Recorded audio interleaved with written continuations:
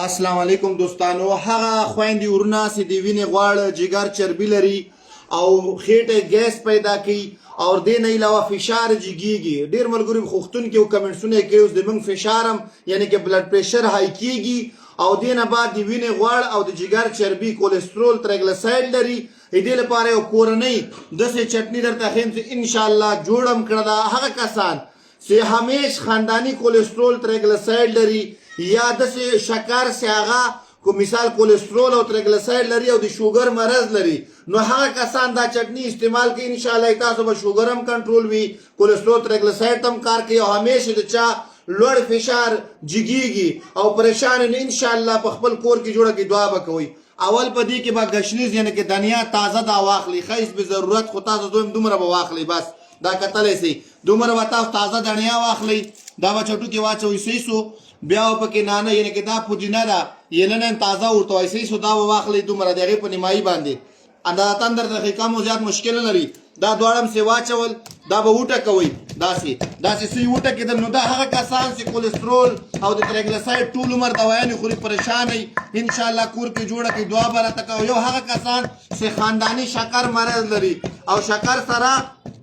بیا وای د وینې غوړ جګر چربي او لوړ فشار عموما داسې مریضان پریشان وي دوايانې په اثر نه کوي دا د هغه لپاره یعنی کې دعا برته کوي. دام سی وټه کول بیا به دې کې دا اوګه ده دو پلای به اوګه واچوي سيسو پم دې چټني کې اده نه علاوه دا انار تاسو هاضمه بحالي چې کوم کسان ډوډۍ نه هضميږي جګر ضعیف هغه ته تازگی طاقت ورکوي دا یعنی کې نیمای ټوټه به انار پکې انار دانه واچوي تازه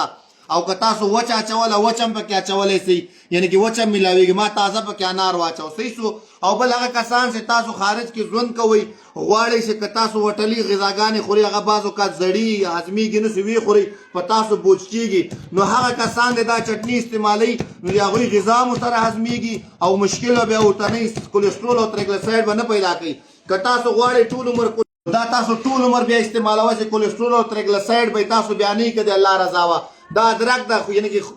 تازه ادرک زنجبیل صحیح ده پوستکی نه بغیر مر چولې سي ما پوستکی نه پکې واجو پوستکی سره ما چولې پاک به ومنځي دومره پکې ادرک اډ کړي دا بیا وټه کوي صحیح سو دا مې سوی وټه کولا بیا باندې کې هیڅ به ضرورت مالګه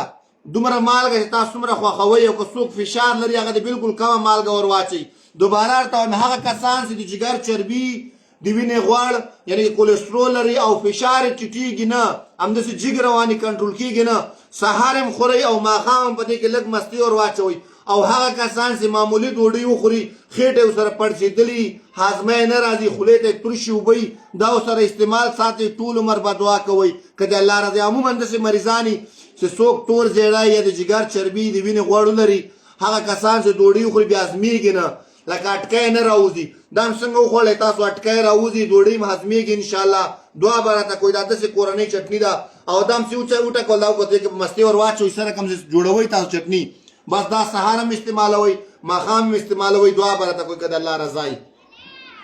دا وګورئ بالکل تازه فرش ده که د الله رضا ده په دې شکل کې دا تازه انار ترشی او که خواږی مشکل نه لري دا وګه ده صحیح سو اور دې شکل کې دا چټني کېږي نورم به یې وټه کوي دا هم چې وټه کوو په دې کې مستې اډ کوي که د الله رضا نو کولیسټرول تریګلیسراید هغه خویندې ورونه چې ټول عمر دوایانو باندې پیسې ورکوي دا تاسو خپل کور کې 15 ورځې صرف کولیسټرول تریګلیسراید والا ته ورکوي او بیا یې ټیسټ وکوي دعا به راته کوي که د الله رضا وه.